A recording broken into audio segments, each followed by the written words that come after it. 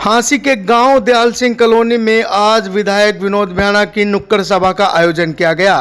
इस नुक्कड़ सभा का आयोजन गांव के सरपंच श्याम खांडा द्वारा किया गया। कार्यक्रम में भारी मात्रा में लोग पहुंचे। वह विधायक विनोद भ्याणा को पगड़ी पहनाकर व उनके फूल माला पहनाकर उनका स्वागत किया गया। विधायक विनोद भ्याणा ने इस दौरान नुक्कड़ सभा को संबोधित करते हुए कहा कि भाजपा एक ऐसा विकल्प है जिसमें आपके बच्चे बिना खर्ची बिना पर्ची के नौकरी लगे गए। उन्होंने कहा कि यदि आप आगे भी ऐसा चाहते हैं तो प्रदेश में एक बार फिर भाजपा सरकार लाएं, कांग्रेस को भगाएं। एक भारतीय जनता पार्टी है, एक कांग्रेस पार्टी है और दो ही उम्मीदवार हैं आपके सामने। भारतीय जनता पार्टी ने मुझे टिकट देकर के आपके बीच में भेजा है कि आप हांसी जाइए और हांसी की जनता से अपील करके एक कमल का फूल दिया है, कमल की कली दी है, इसको खिलाने का काम आपने करना है।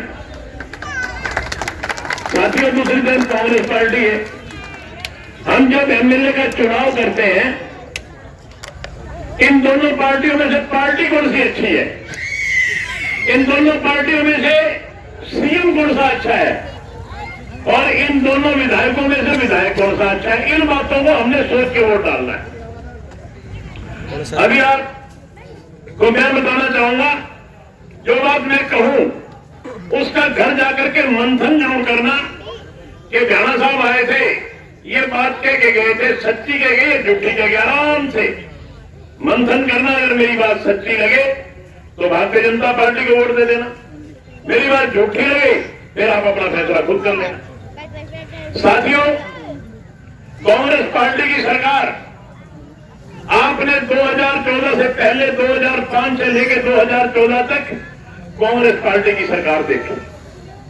कांग्रेस पार्टी की सरकार में क्या होता था? इलाकावाद होता था, जातिवाद होता था, भाई भतीजावाद होता था, परिवारवाद होता था। मैं आपको याद दिलवाना चाहता हूं, 2014 से पहले जितना बजट आता था उस बजट का 50% से ज्यादा अकेले रोहतक में खर्च होता था और बाकी 50% पूरे हरियाणा में खर्च होता था। आप रिकॉर्ड उठा के देख लेना, सरकारी नौकरियां जितनी भी लगती थी खर्ची और पर्ची में लगती थी। एमएलए पर्ची देता था या कैंडिडेट जाके कहीं पैसा देता था तो जाके नौकरियां लगती। नौकरियां भी जितनी लगती थी आधी से ज्यादा मुख्यमंत्री के जिले की लगती थी और आधी पूरे हरियाणा की लगती थी। साथियों, भारतीय जनता पार्टी ने व्यवस्था परिवर्तन का कार्य किया। आज बिना खर्ची बिना पर्ची नौकरी लग रही है। अभी हरिराम सैनी जी कह रहे थे मेरे वार्ड में कम से कम 15 नौकरी 15 लगी थी, 18 नौकरियां हरिराम सैनी जी कह रहे थे। और यहाँ दयाल सिंह कॉलोनी में कितनी लगी भाई? 44 नौकरी दयाल सिंह कॉलोनी में लग गई।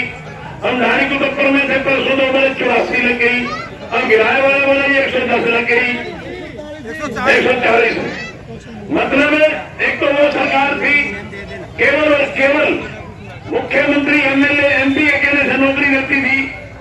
आज भारतीय जनता पार्टी की सरकार जो है वो सबका साथ सबका विकास हरियाणा एक हरियाणवी एक के तहत पूरे हरियाणा में समान विकास करवा रही है। पूरे हरियाणा में योग्यता के आधार पर नौकरियां दे रही है, न पर्ची चल रही है न खर्ची चल रही है। मैं आपको याद दिलवाना चाहता हूं कि 2014 से पहले हमने गैस का सिलेंडर लेना होता था तो भी 1 हफ्ता पहले बुकिंग करवानी पड़ती थी और जिस दिन नंबर आता था 5 घंटे लाइन में लगना पड़ता था। भारतीय जनता पार्टी की सरकार आने के बाद आप केवल और केवल एक फोन करते हैं, सिलेंडर आपके घर आता है। आज गरीब की बुढ़ापा पेंशन घर बैठे बन रही है। आज एक पीला कार्ड भी बनवाना होता था उससे पहले तो पीले कर काटने पड़ते थे, आज पीला कार्ड आपके घर बैठे बन रहा है। आज गरीब लोगों को राशन मुफ्त में दिया जा रहा है। आज गरीब लोगों का इलाज जो कि अब तक तो 5 लाख रुपए उसकी समय सीमा राशि जैसे ही सरकार आएगी हमारी तीसरी बार 10 लाख रुपए तक का इलाज फ्री हो जाएगा।